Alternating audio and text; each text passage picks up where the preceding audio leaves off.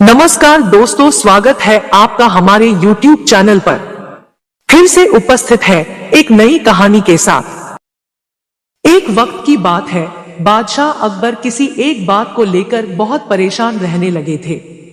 जब दरबारियों ने उनसे पूछा तो बादशाह बोले, हमारे शहजादे को अंगूठा चूसने की बुरी आदत पड़ गई है। कई कोशिश के बाद भी हम उनकी यह आदत छुड़ा नहीं पा रहे हैं। बादशाह अकबर की परेशानी सुनकर किसी दरबारी ने उन्हें एक फकीर के बारे में बताया जिसके पास हर मर्ज का इलाज था।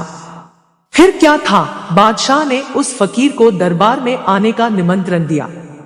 जब फकीर दरबार में आया तो बादशाह अकबर ने उन्हें अपनी परेशानी के बारे में बताया। फकीर ने बादशाह की पूरी बात सुनकर परेशानी को दूर करने का वादा किया और 1 हफ्ते का समय मांगा। जब 1 हफ्ते के बाद फकीर दरबार में आया तो उन्होंने शहजादे को अंगूठा चूसने की बुरी आदत के बारे में प्यार से समझाया और उसके नुकसान भी बताए। फकीर की बातों का शहजादे पर बहुत प्रभाव पड़ा और उसने अंगूठा न चूसने का वादा भी किया। सभी दरबारियों ने यह देखा तो बादशाह से कहा, जब यह काम इतना आसान था तो फकीर ने इतना समय क्यों लिया? आखिर उसने क्यों दरबार का और आपका समय खराब किया? बादशाह दरबारियों की बातों में आ गए और उन्होंने फकीर को दंड देने की ठान ली।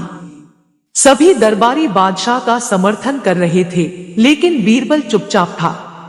बीरबल को चुपचाप देख अकबर ने पूछा, तुम क्यों शांत हो बीरबल? बीरबल ने कहा, जहांपनाह गुस्ताखी माफ हो, लेकिन फकीर को सजा देने के स्थान पर उन्हें सम्मानित करना चाहिए और हमें उनसे सीखना चाहिए।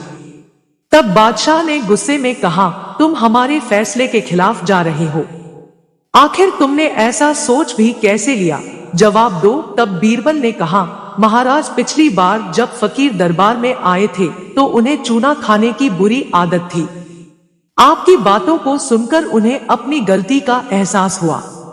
उन्होंने पहले अपनी इस गंदी आदत को छोड़ने का फैसला लिया, फिर शहजादे की गंदी आदत छुड़ाई।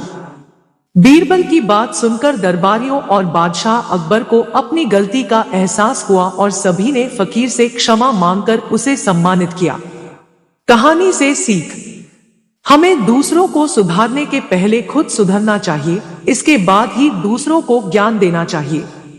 दोस्तों, यह कहानी आपको कैसी लगी कमेंट करके जरूर बताइए और हमारे चैनल को सब्सक्राइब भी कीजिए।